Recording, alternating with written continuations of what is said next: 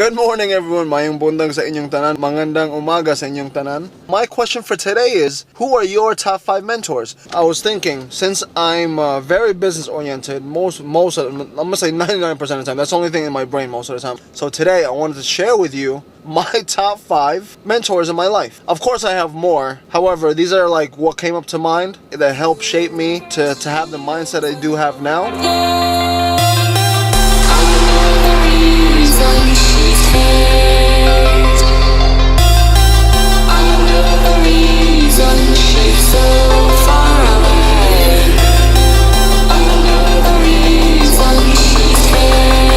It goes to Roosevelt Mall. So far away.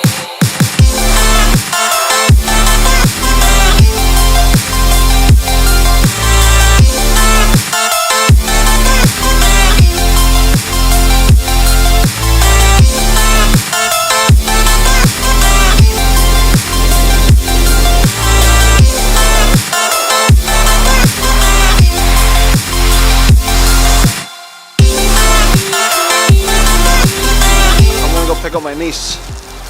Look at my wife.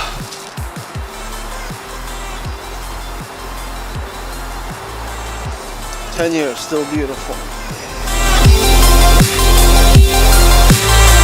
Hey, what's up? I'm back home. So I wanted to briefly discuss my top 5 mentors that I look up to. You know, I value your time, so I want to make it really quick. Hit me off with your feedback as far as like who you look up to, who are your mentors. Maybe I can look them up, maybe they'll inspire me, I'm sure they will, and implement it within my own life. So I would love your feedback on this. So number 5 to me is Dr. John DeMartini. What I learned from him is priority. He's a life coach, business consultant, author.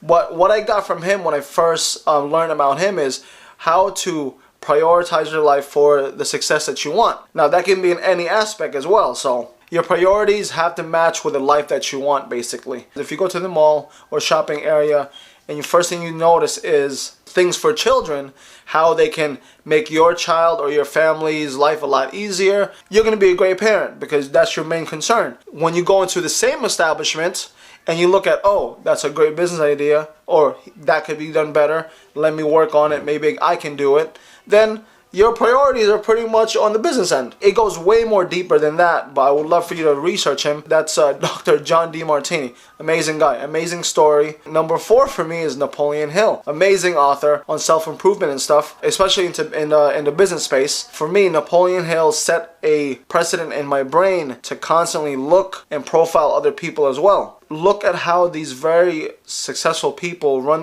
their lives, run their businesses, and try to just look at it and maybe pick parts out and, you know, implement them within your own life. And another big thing about Napoleon Hill and the books that he's written is that it basically confirmed to me that how I felt as a child growing up, it was okay, because I felt pretty weird growing up because I didn't speak the same language the kids speak. Not when it comes to English. I knew English by then. I'm talking about just wanting more things in my life than just G.I. Joes or Transformers or things like that. My number 3 pick is Andrew Carnegie. Now, he's in the same line for me as J.P. Morgan, J.D. Rockefeller. These are your Industrial Revolution tycoons, the guys that basically made the Gilded Age, right? And before we go forward about these tycoons and these magnates, I know they did face controversial issues within their lifetime. I'm just focusing on what they did, the energy that they were rolling with, the ambition, building something from nothing, that type of vibe. My number 2 is none other than the Oracle of Omaha, Mr. Warren Buffett.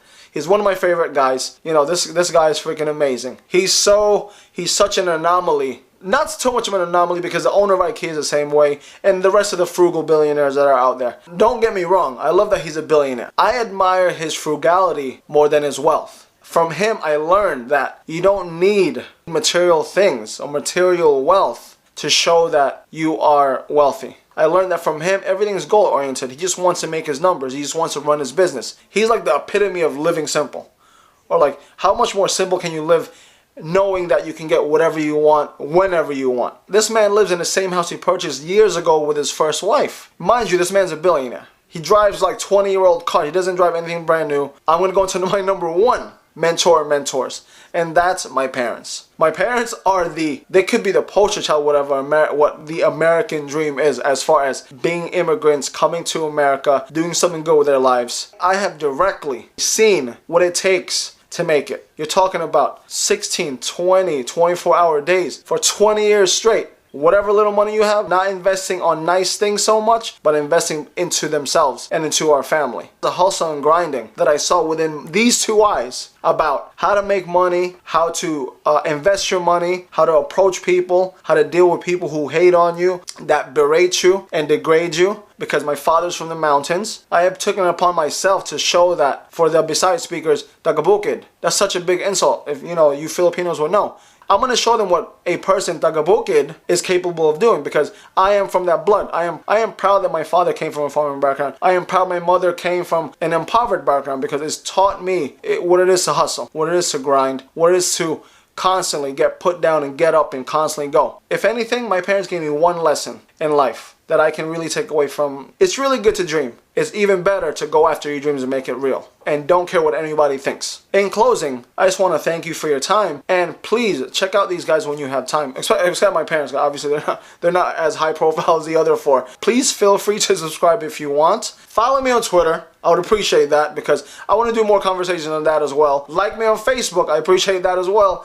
And last but not least, share some pictures with me and follow me on Instagram. I have a lot of free time because I'm here for another, I'm going to say 30, 31 days, 32 days. So, well, I am going to go to Canada next month. No, not next month, next week or next couple of days. So, until I reach Dumaguete, well, I'll really be, busy. Hit me up, because I appreciate the interaction.